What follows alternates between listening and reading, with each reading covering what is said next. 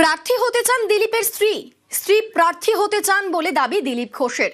রিঙ্কু তার থেকেও পুরনো কর্মী বলে দাবি। প্রার্থী নিয়ে দলের সিদ্ধান্ত চূড়ান্ত, এমনটাই মন্তব্য দিলীপের। আমার স্ত্রী, তিনি পার্টির একজন কার্যকর্তা, আমার চেয়ে পুরনো। আমি এমএলএ এমপি হয়ে গেলাম, ওনার একবার হওয়ার ইচ্ছা আছে। পার্টির হাজার হাজার লোক অ্যাপ্লিকেশন করেছেন, কর্মীরা, যে কেউ করতে পারে। পার্টি ঠিক করবে কাকে কোথায় ক্যান্ডিডেট করবে। বিজেপির মণ্ডল সভাপতির বাড়িতে সাদা থান। বিজেপির অভিযোগ, বিধানসভা ভোটের আগে ভয় দেখাতে এই কাজ করেছে তৃণমূল। যদিও তৃণমূল তা মানতে নারাজ। আর এ নিয়ে হাওয়া গরম বীরভূমের নানুরে। পুরনো কৌশল, সেই কৌশলের হাত বদল। বাম আমলে সাদা থান পাঠিয়ে হুমকি দেওয়ার চাঞ্চল্যকর অভিযোগ উঠত। এবার বিধানসভা ভোটের আগে সেই পুরনো কৌশল।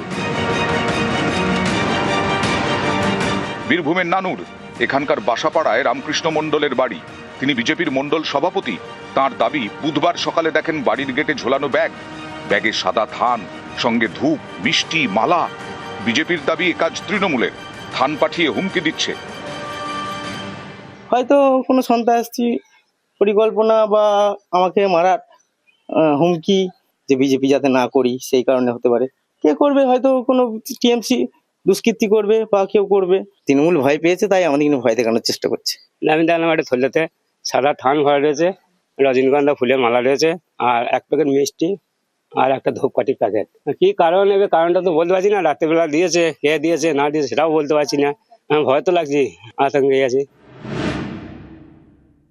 কারো বাড়িতে সাদা থান ধূপকাঠি দিয়ে আসা হয়েছে, এটা বিজেপি টিআরপি বাড়ানোর জন্য এই কাজগুলো করছে। যে 26শে নির্বাচন লড়াই করবে, লড়াই করার জন্য তাদের হাতে কোনো হাতিয়ার নেই। তাদের একটাই হাতিয়ার, একটাই অস্ত্র, সেটা হচ্ছে ধর্ম। এই ধরনের কৌশল অবলম্বন করে তাদের ফলাফল 0 হবে। বীরভূম থেকে ইন্দ্রজিৎ রুজ, নিউজ 18 বাংলা।